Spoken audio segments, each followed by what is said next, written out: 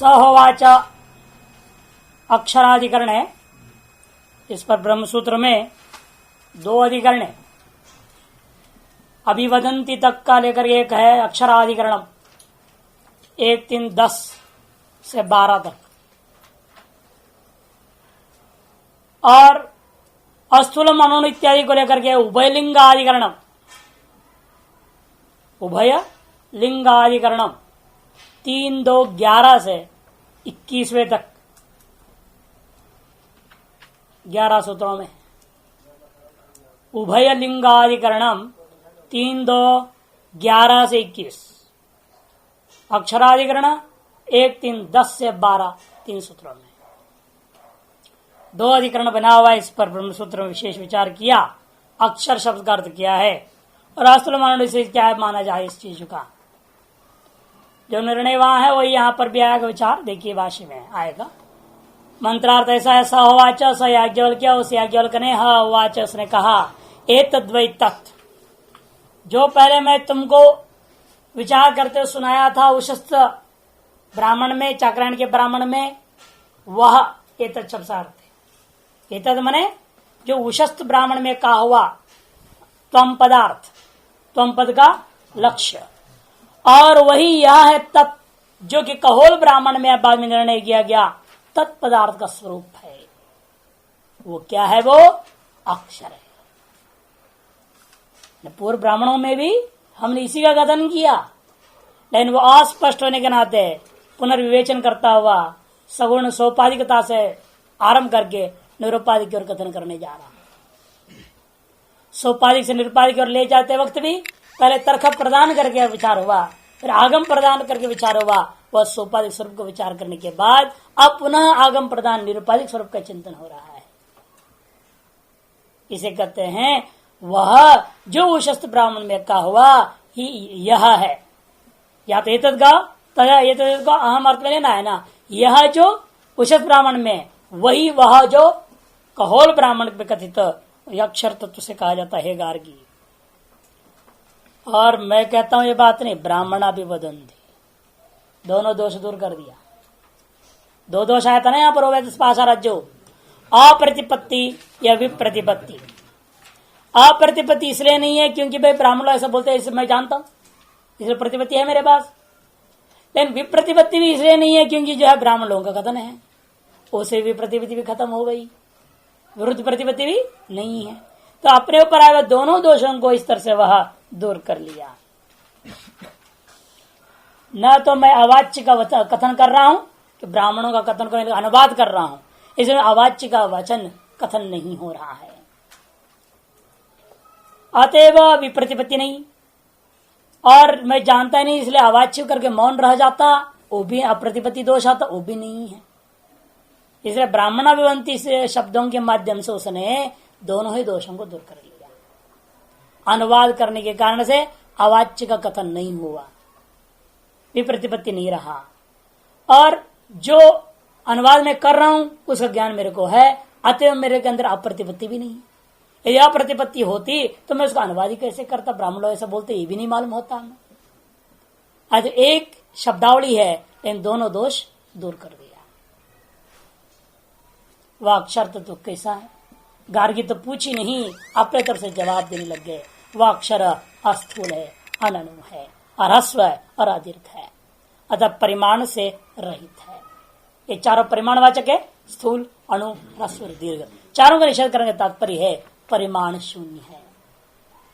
और परिमाण क्या है? वस्तु का धर्म है, अर्थात वस्तु तक परिच्छेद से रहित हो गया। लेकिन फिर भी आप कह सकते हैं, कहते हैं कि उसको और दूर करने के लिए अलोहितम, अस्नेहम, अग्नि और जल को दूर किया। अच्छायम पृथ्वी, आत्मो अवायवाकाशम, आत्मा से तमरूपी भाव पदार्थ का भी निषेध कर दिया, और वायु और आकाश इस 5 तत्वों को ले लिया। बीच में जो है तम को जोड़ लिया गया है, क्योंकि उसको भी हमें पृथक पदार्थ ही मानते, अभाव रूप नहीं मानते। असंगम, और कैसा है वो? जिसलिए 5 भौतिक स्वरूप नहीं है और इनके साथ संबंध भी नहीं है। कोई कह सकता है ना 5 भौतिक स्वरूप नहीं है, वैसे परिमाणों वाला नहीं है, किंतु परिमाण रूप ही है वो, इसे सब निषेध में क्या है, उससे बिन उसके सदृश का भी निषेध हो गया। परिमाण वाला भी नहीं है, परिमाण स्वरूप भी नहीं है, भूतों वाला भी नहीं है, भूतों का स्वरूप भी नहीं है, अतः वो असंग है। ये असंग से तरह ज्ञापित हो गया। संग वही होता है जहां पर दो हो और उसका परस्पर संबंध हो। कहते ठीक है, गुणों वाला नहीं है, लेकिन गुण रूप मान लो। नहीं, अगंधम, अचक्षुष्कम, अश्रोत्रम, अवाग, अमनो, इनसे क्या कर दिया, गुणों का खंडन कर दिया।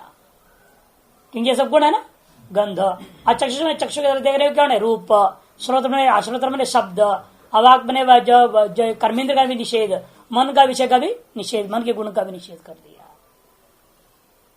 अतेजस्कम, और क्या कहते हैं, अतेजस्कम। ठीक है, भले ही ऐसा हो, लेकिन सूर्य के समान प्रकाश वाला होगा वो, उसकी वृत्ति निकलती होगी।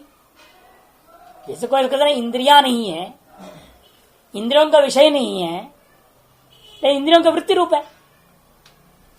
स्वयं इंद्रिय नहीं है, इंद्रियों का विषय भी नहीं है, लेकिन इंद्रियों से उत्पन्न होने वृत्ति रूपा मान लो उस आत्मा को, लेकिन वृत्ति रूप भी नहीं है।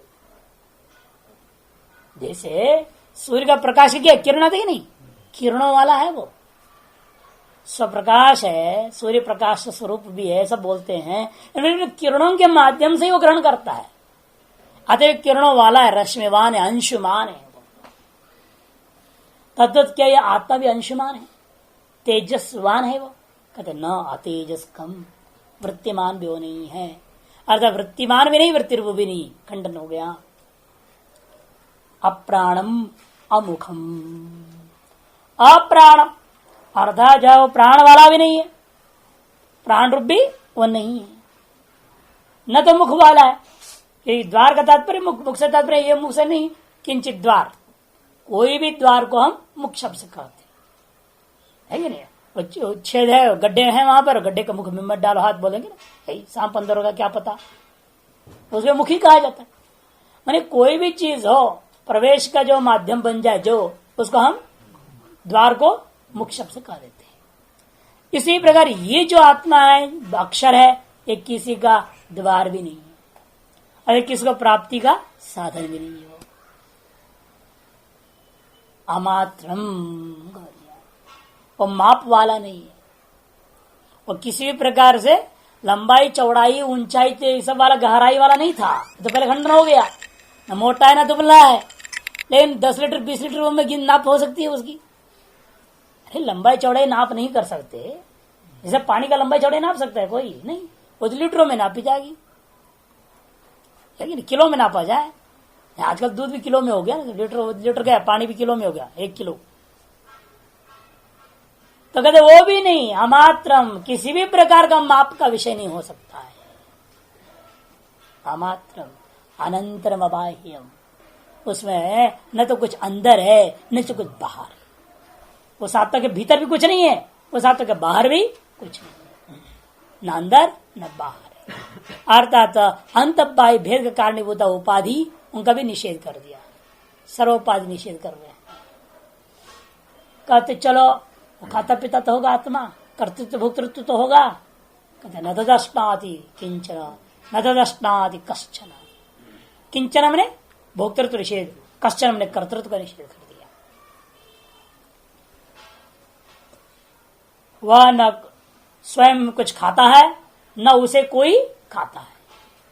उसे कोई खाने लग जाए तो क्या हो गया, वो विषय हो जाए, कर्म हो जाएगा। और स्वयं खाने लग जाता है तो कर्ता हो जाता है। अर्थ न भोग्य है वो न भोक्ता है, वो उभय का निषेध हो गया। तात्पर्य है कि सर्व विशेषण से रहित है, समस्त विशेषण से रहित अद्वितीय अक्षर तत्व है। भाष्यकार कहते देखिए, तद दोष द्वयम परिजिहीर्षन अप्रतीति विप्रतिपति दोनों दोषों को परिहार करने की इच्छा से याज्ञवल्क्य के महाराज जवाब देते हैं। सहोवाच याज्ञवल्क्य एतद्वै तद यत् पृष्ठवती असी, यही है वह। एतद्वै मने देखो टीका टिप्पण, उशस्त प्रश्नोक्तम साक्षी चैतन्य त्वम पद लक्ष्यम, जो तुमको अलग कर दिया, साक्षी चैतन्य त्वम पद लक्ष्यम, वो एक पद है, उसको ठीक कर दो, त्वम पद लक्ष्यम। टिप्पण नंबर 2, त्वम पद लक्ष्यम चैतन्य त्वम, ऐसे जाति वर्ग नहीं पाठ करना उसको। साक्षी चैतन्य त्वम पद लक्ष्यम एतत्पदि विवक्षिता।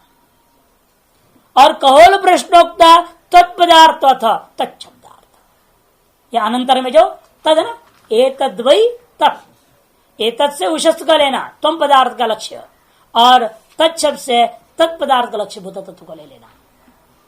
कार्य कारण विनिर्मुक्तम अद्वयम स्वप्रकाशम असंगम वस्तु द्योतितुम वही शब्द वदंती। वही क्यों लाया बीच में, एतत् तत् कह देते, तदेतत् ऐसे सीधे कह दो, वही क्यों घुसाया? कहते कार्य कारण से विनिर्मुक्त अद्वय स्वप्रकाश असंग वस्तु यह है, इस बात को द्योतित करने के लिए वही शब्द का प्रयोग किया है। यत पृष्ठवती, जो तुमने पूछा है वही यह है जो पूर्व में कथन हो चुका है।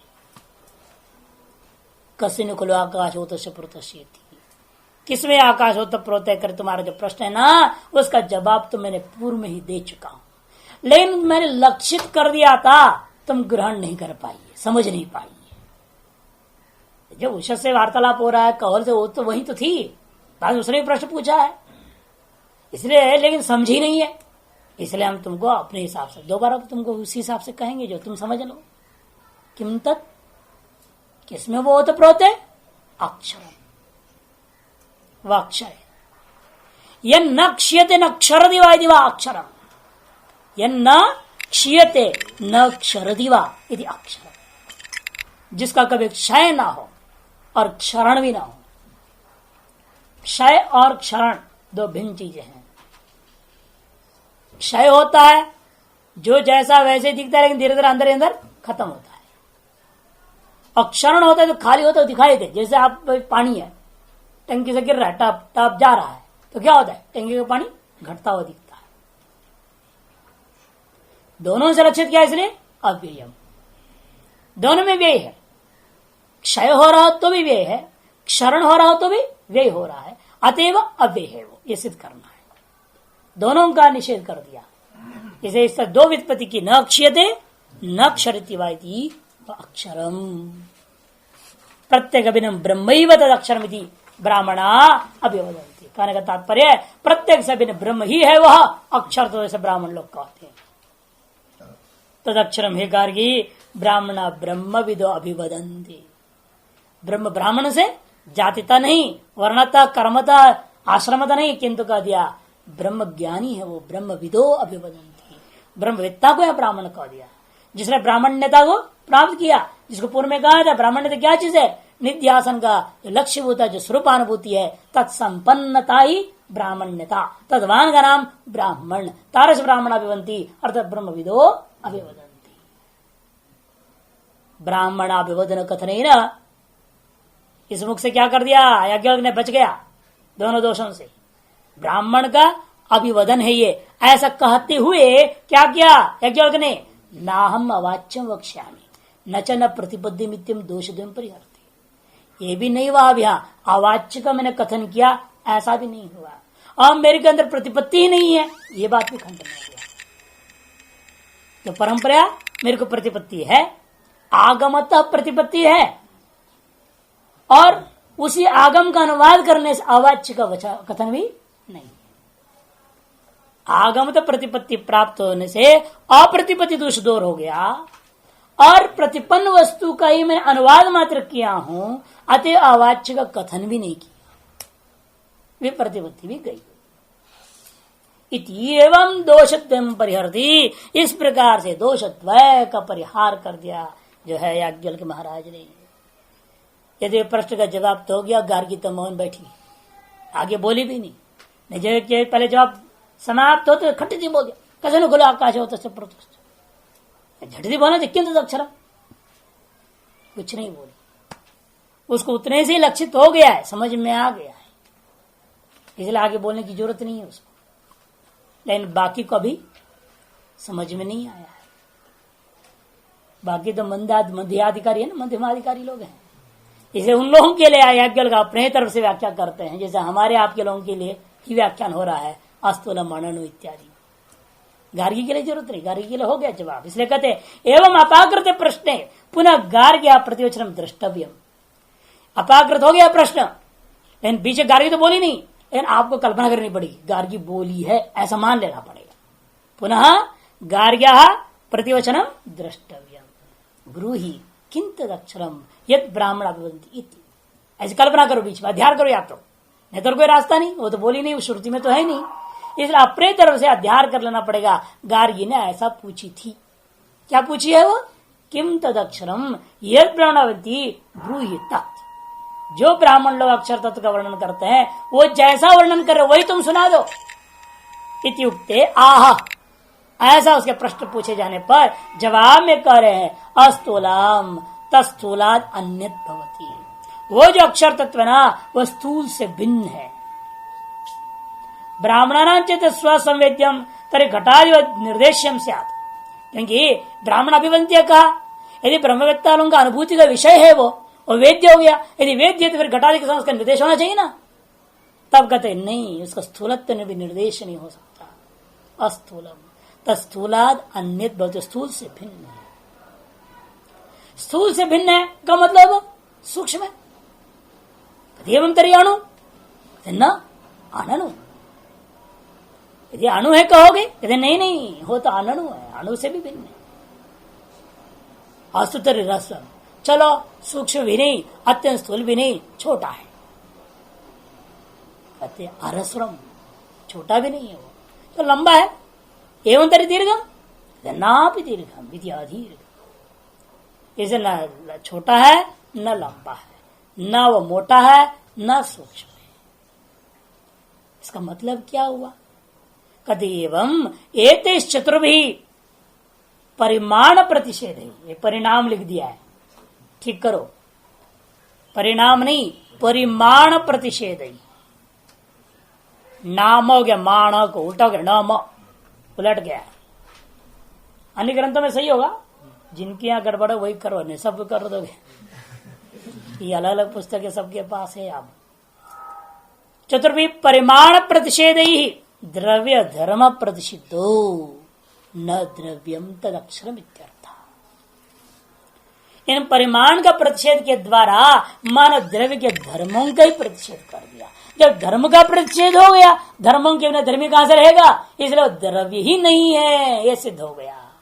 न द्रव्यम तद अक्षरम इत्यर्थ।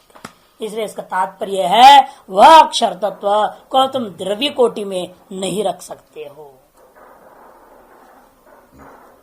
अस्तुतरी लोहितो गुण ततोप्यन्यत अलोहितम। चलो ठीक है, एक तार परिमाणवान द्रव्य नहीं है, इन अग्नि तत्व तो मान लो उसको, अग्नि होगा वो बहुत तेज, आग्नेय गुण है, लेकिन आगे आग्नेय गुणो लोहित, आग्नेय गुण है लोहित। इसलिए पूर्व पक्ष अस्तुतरी लोहितो गुणा ततोप्यन्यत, तो नहीं नहीं लोहित गुण वाला अलोहितम, मैंने अग्नि से भिन्न है वो अलोहितम। उपलक्षण विधेया स्वरूप वर्जितम यावत आ गया ना। उपलक्षण विधा से यहां पर समझना है अलोहित मतलब क्या, लोहित से उपलक्षित क्या है, लोहितवान द्रव्य ही भी वो नहीं है, अग्नि रूप द्रव्य भी नहीं ले सकते आप। पहले तो हो गया द्रव्य सामान्य कोटि में निषेध कर दिया, क्योंकि न्यायिक आदि लोग क्या है द्रव्य कोटि में डालते, विभू परिमाण वाला मानना है। आत्मा क्या है, आत्मा का लक्षण ज्ञान अधिकरण आत्मा सच द्विविध परमात्मा जीवात्मा चैति सच एकोपी प्रशरम भिन्नम विभुर नित्यश्च, सब लिखा है कि नहीं लिखा वहां पर। इसलिए खंडन में नहीं वो द्रव्य में मात्र को आत्मा को, वो द्रव्य किसी भी प्रकार का परिमाण, विभू परिमाण भी नहीं, कोई परिमाण वाला नहीं है, न स्थूल है न सूक्ष्म है, लंबा है न चौड़ा है न छोटा है न बड़ा है, का मतलब क्या किसी भी प्रकार का परिमाण वाला नहीं। वहां जो हम लोग भी कहते हैं सर्वव्यापक बोलते हो वेदांती, कहते भाई वो तो सापेक्ष कहना पड़ता है, तुम तो जड़ बुद्धि वाले हो, तुम आकाश को सबसे बड़ा मानते हो, हम कहते आकाश से विद्या छोड़ो, वो सापेक्ष कथन मात्र करते हैं, नहीं तो वाक्य में सर्वव्यापकत्व विभुत्व नाम का भी जो परिमाण कुछ भी नहीं है उस ब्रह्म में, कोई धर्म नहीं है। इसलिए वह द्रव्य कोटि में ही नहीं आ सकता, विभुत्वात्मक परिमाण विशिष्ट द्रव्य कोटि में भी आप आत्मा को नहीं रख सकते। सामान्य रूप में द्रव्य कोटि में निषेध कर, विशेष रूप में द्रव्य कोटि में निषेध करते हैं, अग्नि में भी उसका अंतर्भाव नहीं कर सकते, क्योंकि वो लोहित रूप वाला, अर्थात जो है लोहितम का तात्पर्य यहां पर अग्नि का जो गुण, आग्नेय गुण जो लोहित, उसको लेना है। और भवत तरी अपाम स्नेहनम, चलो जाने दो, जल में विद्यमान जो स्नेह है तारस गुण वाला होने से इस अक्षर ब्रह्म को जल में अंतर्भाव कर देना चाहिए। तो सिद्धांत आया न अस्नेहम, ऐसे नहीं कर सकते। क्यों? श्रुति कही है अस्नेहनम, अस्नेहम अर्थात क्या है? मूर्त द्रव्यों से भिन्न हो गया। क्योंकि जल और अग्नि का निषेध कर दिया है, जल और अग्नि दोनों ही पृथ्वी अधिष्ठित होता है। अच्छा, पृथ्वी भी निषेध हो ही गया स्वतः ही, इसलिए पृथ्वी जल तेज तीनों से भिन्न है, अर्थात मूर्त पदार्थों से भिन्न है। अस्तुतर छाया सर्वताप निर्देशित छाया कहते हैं। इसका मतलब क्या? मूर्तत्व में उपदेश नहीं हो सकता उसका, गुणत्व में उपदेश नहीं हो सकता, गुणवान रूप में उपदेश नहीं हो सकता, द्रव्य भी नहीं है। फिर इसका मतलब क्या? किसी प्रकार से निर्देश नहीं कर सकते हो, निर्देश नहीं कर सकते हो, इसका मतलब छाया है वो। और छाया किसी पड़ती है? पृथ्वी की। पृथ्वी की छाया तो पार्थिव तत्व के कारण से छाया होती है, और छाया का कोई निर्देश नहीं कर सकता।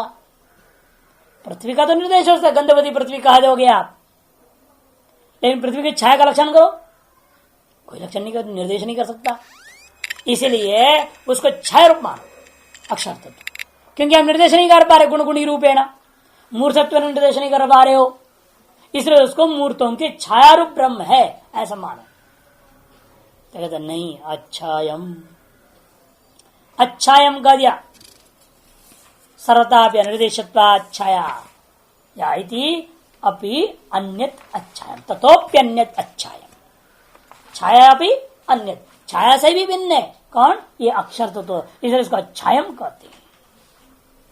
नीचे दिया देखिए, 1 नंबर टिप्पणी देखना, छाया माने अदीप्ति, तमो ध्वांतम तदुभय भिन्नम इत्यर्थ। यहां छाया से उसे लेना जो तम रूपी अंधकार है, उसे भिन्न लेना छाया को, क्योंकि आगे अतम अभी बोल रहे हैं ना, मंत्र में अतमो शब्द भी है, इसलिए यहां छाया से तमह रूपी जो अंधकार जो प्रसिद्ध है उससे भिन्न समझना।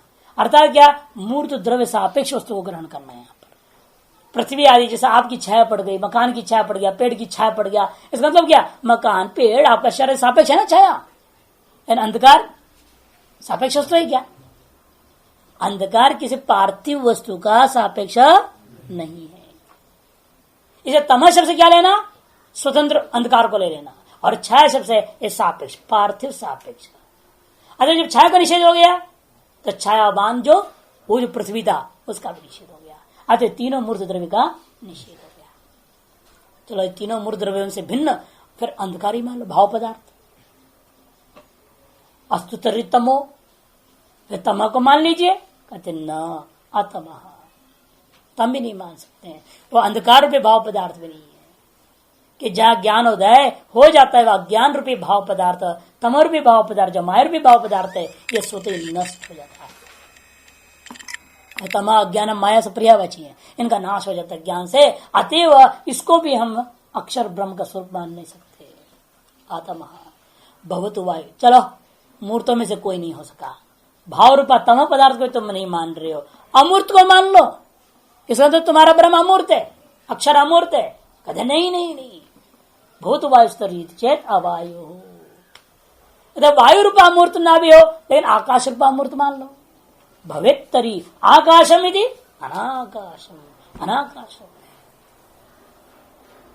चलो इन सब से भिन्न है मान लो, इन सब का संबंधित तो होगा, पंचभूतों से भिन्न है, मूर्तामूर्त से भिन्न है, गुण गुणी से भिन्न है, द्रव्य से भिन्न है, इन द्रव्यों का संबंधित तो मान लो उसको। जैसे आपका जो जाति होती है, कर्म होता है, ये सब क्या है? इन्हीं का संबंधी होकर के तो रहते हैं, लेकिन न द्रव्य है, न गुण है, न कर्म है, न द्रव्यवान है, न तो मूर्त है, न अमूर्त है, सबसे भिन्न है वो जाति, लेकिन इनका संबंधी है, इन सब का संबंधी है, समवाय समझ से रहते हैं, अतः समझ से रहता है, वो मानना पड़ेगा। उसी प्रकार कोई संगभूता पदार्थ है, कहते नहीं, बहुत तरी संगात विच्छेद जतवत असंगम, तो श्रुति कहती है असंग रूप है, असंबंधी है, न संबंध रूप है न संबंधी रूप है, दोनों खंडन हो गया। भवत तरी संगात विच्छेद जतवत न असंगम, जतो मैंने लाक्षा, जैसे लाक्षा होता है संबंध रूप भी होता है, संबंधी रूप भी बन जाता है, दोनों को जोड़ता है ना लाक्षा। लकड़ी वगैरह पहले ये होता था, कील वगैरह कहाँ थे, लोहे के कील नहीं ठोकते थे पहले। जब जहां भी लकड़ी का जोड़ होता था एक छेद करते थे, दूसरी लकड़ी का कील जैसे बनाते थे और उसको लाक्षा का घोल बनता था, पकाते थे, उसको डुबाया और उसको ठोकते थे। ऐसा मजबूत रहता था, एक कील तो सब बेकार है, क्यों खेचो तो टूट जाएंगे लोहे का कील भी, लेकिन वो नहीं टूटता था, 100 साल तक टिकते थे वो। लाक्षा में उसको डुबो करके रखते थे, फिर उसको ठोकते थे, जोड़ने का काम जबरदस्त करता था। तो लाक्षा की विलक्षणता है जोड़ना, लेकिन इसलिए जत्व दृष्टांत दिया, जतु के समान लाक्षा के समान संगातक मान ले तो वो भी नहीं हो सकता, क्योंकि वो असंग है।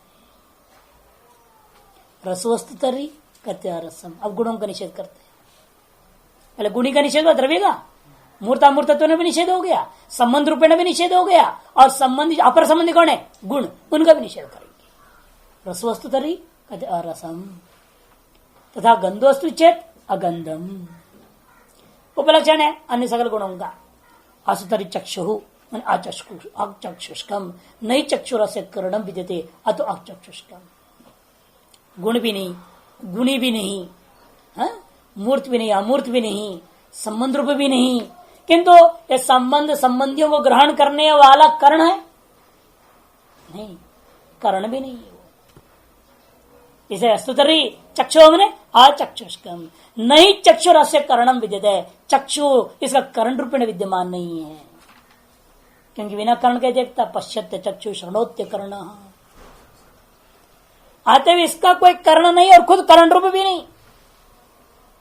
आप कह सकते हैं इसका कर्ण नहीं है लेकिन मैं कर्ण रूप हूं, जैसे चक्षु दूसरे कोई कर्ण से देखता है क्या, चक्षु भी एक तत्व है, वो क्या किसी अन्य कर्ण के माध्यम से रूप को देखेगा, लेकिन खुद कर्ण है, अतः उस अन्य कर्ण की अपेक्षा नहीं होता, उसी वजह से कर्ण कोटि में डाल दो, कहते वो भी नहीं, क्योंकि पश्यत मंत्र वर्णा तथा श्रोत्रम सश्रोत्य कर्ण इति, ये भी श्रुति है, इति च श्वेताश्वतरोपनिषद है।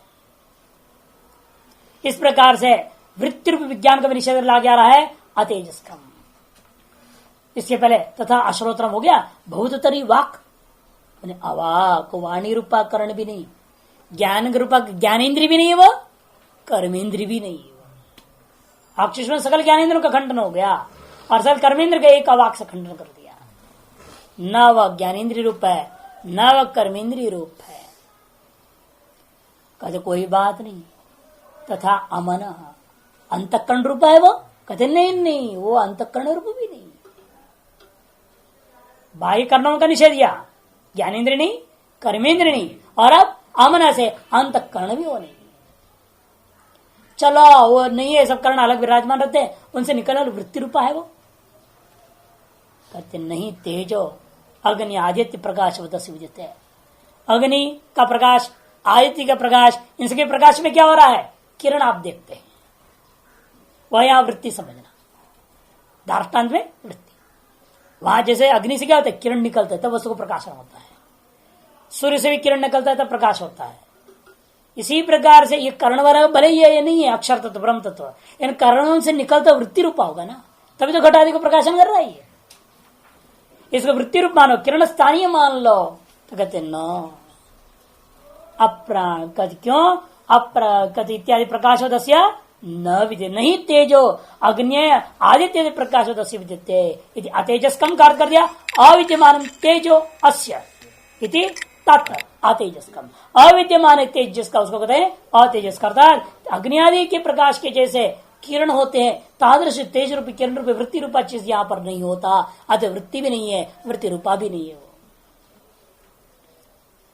कहते हैं वृत्ति रूप भी नहीं, वृत्ति का कारण है, वृत्ति का कारण क्या है, प्राण, वो प्राणी आत्मा है, मान लो प्राणी अक्षर है, प्राण ही ब्रह्म है, कहते नहीं अप्राणम आध्यात्मिको वायु हो प्रतिष्ठित अप्राणी, जान के बोलते इसलिए कि प्राण स्थलिंगा से प्राण रूपी ब्रह्म भी है ना, अन्यत्र आया है यहाँ, लेकिन प्राण शब्द का अर्थ ब्रह्म नहीं, इसे कहते हैं निषेध विशिष्ट है ना अप्राणम, इसे कह दिया अप्राण से किसका निषेध कर रहा हूं, आध्यात्मिक जो वायु है उसको प्रषेध किया अप्राणमिति। कहते चलो प्राण भी नहीं है, जो प्राणवायु जो आते जाते हैं, जिसके अगर टिका हुआ है वो द्वार ले लो, तथा सर्वद्वारों को ग्रहण हो जाएगा। लौकिक अलौकिक जितने भी द्वार स्वरूप है सब ग्रहण हो जाएंगे। कहते नहीं नहीं, मुखम तरी द्वारम तत् अमुखम। कहते मुख है वो अर्थात द्वार है, अक्षर तत्व, ऐसा कोई कहे। कहते नहीं नहीं, तदा मुखम, वो मुख रूप भी नहीं, द्वार रूप भी नहीं, किसी भी चीज का वो द्वार नहीं होता। कहते चलो द्वार भी नहीं है, किंतु नाप तो नाप रूप है, नाप का स्वरूप है या नाप वाला है वो। कहते दोनों ही नहीं। अमात्रम मीयते ये न मीयते सवित्वा तन मात्रम इति अमात्रम, मात्रा रूप तन न भवति न तेन किंचित मीयते। मीयते ये न मीयते असो, दो व्युत्पत्ति कर लेना, करण और कर्म व्युत्पत्ति कर लेना वस्तु के लिए। तन तब उसको बोलते मात्रम, और अमात्रम का मतलब क्या, मात्रा रूपम तत् न भवति। और मात्रा का स्वरूप भी नहीं, नाप रूप भी नहीं है वो किलो भी नहीं है, वो किलो वाला भी नहीं है। क्योंकि न तेन किंचित मीयत, दोनों लिए ना, तेन किंचित भी न मीयते, किसी के भी उसके द्वारा नापा भी नहीं जाता किसी को, और न स्वयं नाप स्वरूप ही है वो। छोड़ो फिर, वो भी नहीं है ब्रह्म। आस्तुतरी छिद्रवद अनंतरम, कहते चित्र के समान है वो, कहते वो भी नहीं, अनंतरम नास्य अंतरम छिद्रम अस्ति, इसे कोई छिद्र भी नहीं है, कोई अवकाश रूपा भी नहीं है वो। भवितरी बही, कहते ठीक है उसके भीतर कुछ नहीं है तो बाहर तो कुछ होगा। ऐसे वो लोग मानते ना योगाचार है ना, माध्यमिक हो गया योगाचारी, माध्यमिक तो ना अंदर है, बाहर कुछ नहीं, बाहर भी कुछ नहीं है। अब दूसरा कहते नहीं अंदर है, अंदर है चेतन है, आत्मा है, बाहर कुछ नहीं। ये योगाचार आ जाता है। सौत्रांतिक कहेगा नहीं अंदर भी है बाहर भी है। भाई ऐसे कैसे, तो बाहर ना हो तो व्यवहार कैसे होता, बाहर भी है, और बाहर ना हो तो अंदर प्रिंट कहां से पड़ता। आप अगर अंदर वासना स्कंद मान रहे हो, वासना कहां से आ गई यदि बाहर कुछ नहीं होता। इसलिए बाहर भी है, लेकिन वो बाहर जो चीज है वो अंदर दिखाई देने से मानना पड़ता है, अतएव अनुमेय है, वास्तव में नहीं, अनुमान से निश्चय कर लेता हूं। सूत्रांतिक करता है, तब वही भाषा कहते नहीं दोनों सत्य है भाई, अंदर भी है बाहर भी है, और अंदर का जैसा प्रत्यक्ष होता है वैसा बाहर का भी प्रत्यक्ष होता है। सर्वास्तित्ववादी उनको कहा गया इसलिए। तो खैर इसका विचार अन्यत्र आएगा, विस्तार से देखा जाएगा। अब याद है कि उन्हीं का निषेध सांकेतिक रूप से कर रहे हैं यहाँ पर, अंदर भी नहीं है बाहर भी नहीं है। अंदर है कहना भी गलत, बाहर है कहना भी गलत है, क्योंकि अंदर और बाहर दोनों सापेक्ष वस्तु है। फिर आत्मा क्या हो जाएगा, सापेक्ष हो जाएगा, परिच्छिन्न वस्तु हो जाएगा। इसलिए न तो वो अंदर है न बाहर है, अर्थात तो सर्वत्र है। अस्तुतरी भक्षयित्री न, कहते ठीक है वो भक्षण करने वाला भोगता है मान लो, कहते नहीं, न तो दशनाथ किंचन, किसी को खाता ही नहीं, किसी का भोग ही नहीं करता हो तो भोगता कैसे। भवितरी भक्ष्यम कसेचित, अरे किसी तरह खाया जाता होगा अक्षर तत्व को, तो कहते नहीं, न तो दशनाथ कश्चन, उसको कोई नहीं खाता, वो भोग्य भी नहीं। सर्व विशेषण रहितम इत्यर्थः, कहने का तात्पर्य है वह अक्षर तत्व सर्व विशेषण रहित होता है। और यह साधु बन के विशेषणों की भोगी रहती, लिखना चाहते हैं वेदांत आचार्य, लिखना पड़े, लिखने के चक्कर में दौड़ रहे, 9 साल परीक्षा देंगे, दिमाग खराब, मतलब 9 साल परीक्षा देंगे तब वेदांत आचार्य लिखने का मौका मिलेगा, उसके चक्कर में लगे रहते हैं लोग। नहीं, एक उपाधि चाहिए, विशेषण चाहिए, नहीं तो लोग कहेंगे क्या पढ़ के आया, अरे वेदांत आचार्य। खुश कोई शास्त्री हो रहा है, कोई आचार्य हो रहा है, लोग कहेंगे शास्त्री जी महाराज आइए। वो सविशेषण ब्रह्मन है, जो विशेषण माता पिता ने दे रखे हैं यही बड़ा खोपड़ी खराब कर रहा है, उल्टा और विशेषण जोड़े जा रहे हो उसमें, है गजब बात। और वो अक्षर तो कैसा है, कहते सर्व विशेषण रहित। इसलिए उस ब्रह्मानुभूति करना होगा, जो कुछ विशेषण उपलब्ध है उसे भी त्यागना पड़ेगा, उसके साथ अपने अहंता ममता रूपी अभिमान को छोड़ना पड़ेगा। प्राप्त विशेषणों के में विद्यमान अहंता ममता को भी त्यागना पड़ेगा, और विशेषण को जोड़ना तो बिल्कुल ही अनुचित है। इसलिए का मतलब एकमेव द्वितीयम ही तत्व केन किम विशेषित है, क्योंकि वह एकमेव द्वितीय तत्व है, उसको किसको तुम विशेषित कर दोगे? उसको तो विशेषित कर ही नहीं सकते आप किसी से। अनेक विशेषण प्रतिषेध प्रयासात अस्तित्व तावत अक्षर से उपगमितम श्रुत्या। अनेक विशेषणों का प्रतिषेध से का अथक प्रयास हुआ। एक विशेषण तो कितना शब्दों का निषेध किया, लेकिन समस्या ये है अनंत विशेषण, सबका निषेध करना भी असंभव है। विशेषण एक तो थोड़ी है। आप कितने आचार्य बनोगे? कितने विषयों का आचार्य बनोगे? एक विषय, दो विषय, तीन, कितने के बनोगे? 50 विषय है। सारा जिंदगी लगा सभी विषयों का आचार्य तो बन ही नहीं सकते आप। अतः नारद की तुल्य तो बन ही नहीं सकते। नारद तो सर्व विषयों का आचार्य था, फिर भी उसने क्या कहा? ना हम शोकम, फिर मेरा शोक नहीं, क्यों जंजाल में पड़ना? जब अनेकों से जब नहीं हो सकते तो एक से भी नहीं होता, अनुमान कर लेना चाहिए। जब जिस चीज की अनेक पकड़ने के बाद भी हमारा शोक नहीं जा सकता, ऐसे तत्व का एक को भी पकड़ना व्यर्थ है, बल्कि उस चीज को पकड़ना चाहिए जिस चीज से सारा शोक दूर हो जाता है, वह अक्षर तत्व का ज्ञान। इसे कहते यद्यपि श्रुति अनेक विषय प्रतिषेध का प्रयास से अस्तित्व तद अक्षर से उपगमितम, अक्षर का अस्तित्व तो निश्चय कर दिया श्रुति ने, उपलक्षितम भवति ज्ञापितम भवति श्रुत्या, तथापि फिर भी लोक बुद्धि में अपेक्षा आशंक्यते यतो अतो अस्तित्वाय अनुमानम प्रमाण भी उपन्यस्यते। फिर लोक बुद्धि की अपेक्षा से आशंका को दूर करना चाहते हैं। क्या ऐसा भी तो हो सकता है क्या? लोग कहेंगे एक व्यक्ति तो ऐसा कैसा हो सकता है? निर्विशेष वस्तु को मानने के लिए कोई खोपड़ी तैयार नहीं।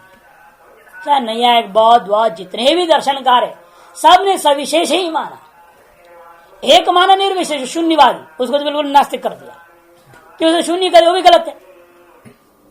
पूर्ण को शून्य कह देना, इस शब्द का जाल है तो कोई दिक्कत नहीं है, लेकिन शब्द जाल ने वास्तव में शून्यता कह दिया, पारमार्थिक शून्यता मान लेता है तो गड़बड़, उसका निषेध किया। अरे सभी लोग है सविशेष रूप ही मानते, निर्विशेष को ग्रहण करने की बुद्धि किसी में भी नहीं आई। अब उनको क्या करें? अब उनको कैसे समझाएं इस निर्विशेष को? वो तो अनुमान से समझेगा, और जो अनुमान करोगे सविशेष स्थिति होगी, वो कहता है कहते नहीं निर्विशेष का भी अनुमान हो सकता है। कैसे अनुमान करोगे? इसे यतः आशंक्यते अतो अस्तित्वाय अनुमानम प्रमाणम उपन्यासति, अनुमान प्रमाण को उपन्यास किया जाता है। धृतित्व हेतु देंगे, जो कि वहां का हेतु में से एक हेतु है उदयनाचार्य जी का, अनेक हेतु में से एक हेतु धृतित्व भी है। सबसे पहला तो उन्हें कार्यत्वात् चित्त्यंकुरादिकम सकर्तृकम कार्यत्वात् घटवत्, ये उन्होंने सबसे पहले लिया है। तो उसके बाद जाकर के वो आगे बढ़े, वो धृति को भी उन्होंने लिया। यह श्रुति तो सीधा धृति कहती है, कार्यत्व भी देंगे, क्योंकि जो सूत्र है ब्रह्म सूत्र कार्यत्व हेतु को दे रहा है कि नहीं? शास्त्र योनित्वा है कि नहीं? और अर्थात दूसरा ही सूत्र आता है, जन्माद्यस्य यथा, जन्मादि अस्य यथा, वो भी कार्यत्व हेतु तो बता रहा है। तो ब्रह्म सूत्र में लिया है, श्रुतियों में भी पहले आ चुका है, अथवा इमानी भूतानि जानते न जातानि जीवंत इत्यादि कार्यत्व हेतु को प्रतिपादन हो चुका है। अब धृतित्व हेतु को प्रतिपादन करते हैं, एतस्य वाक्षर से प्रशासनिक गार्गी इत्यादि।